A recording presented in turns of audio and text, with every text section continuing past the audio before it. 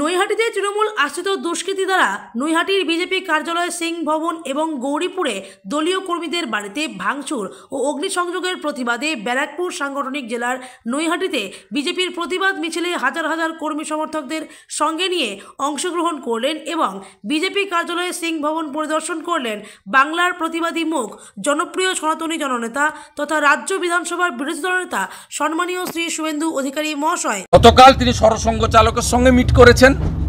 একজন রাষ্ট্রবাদী পুরুষ যা বলার বলেছেন। এর আগে আমি জাজমেন্টের পরের দিন এসেছি, আমাকে উনি কিছু নোট বানিয়ে দিয়েছিলেন, আমি দিল্লিতে যথাস্থানে পৌঁছে দিয়েছি।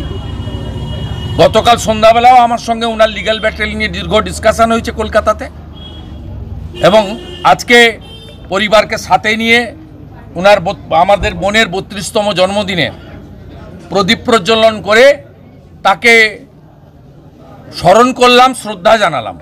তার আমরা হিন্দু সনাতনী, আমরা ঈশ্বরে বিশ্বাস করি, ঈশ্বরের কাছে তার বিধেয়ী আত্মার অমরত্ব প্রার্থনা করি। এই রকম অমূল্য সম্পদ, জাতীয় সম্পদ, যেন ঘরে ঘরে এই ধরনের বোন জন্মগ্রহণ করে।